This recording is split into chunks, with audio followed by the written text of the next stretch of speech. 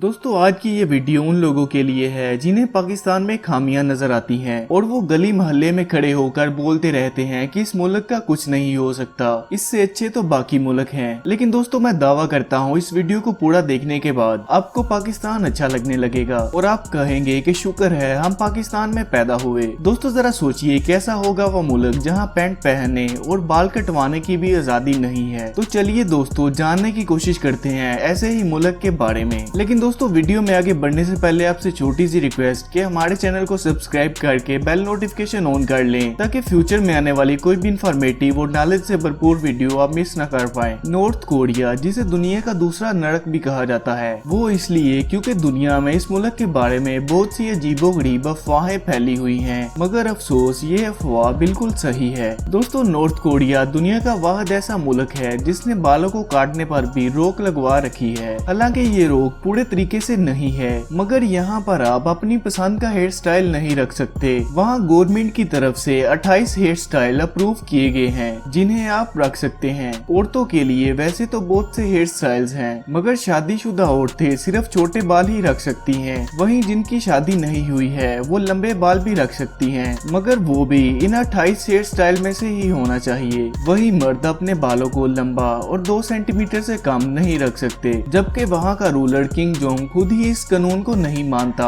दोस्तों जैसा कि हम सब जानते हैं कि दुनिया का हर स्कूल अपने स्टूडेंट्स को हर जरूरत की चीज मुहैया करवाता है, जैसे कि टेबल्स और चेयर्स, लेकिन यहाँ पर पेरेंट्स को हर चीज के लिए पैसे देने पड़ते हैं। इसके बावजूद वहाँ के स्टूडेंट्स को अपनी एजुकेशन के लिए वहाँ काम भी करना पड़ता है। उन कामों में से एक काम टॉयलेट साफ करना भी है, जिसके लिए पेरेंट्स टीचर्स को रिश्वत देते हैं ताकि उनके बेटे और बेटियां इस काम से बच सकें। दोस्तों अगर आप YouTube पर हमारी वीडियो देख रहे हैं तो आप बहुत लकी हैं, क्योंकि नॉर्थ कोरिया में इस जैसी साइट्स जैसे YouTube और Facebook बिल्कुल बैन हैं। वहाँ इंटरनेट पर सिर्फ वही चीजें दिखाई जाती हैं जो वहाँ की गवर्नमेंट चाहती है। यही नहीं बल्कि मीडिया, न्यूज़पेपर से लेकर टीवी और रेडियो तक सब गवर्नमेंट के कंट्रोल में रहता है। वहाँ के मीडिया को गवर्नमेंट के खिलाफ बोलने की आजादी नहीं है, जैसे कि हमारा मीडिया करता रहता है। जब चाहे गवर्नमेंट के खिलाफ बोलता रहता है, गवर्नमेंट की बुराइयां भी बताता है, जबकि वहाँ ऐसा कुछ भी नहीं है।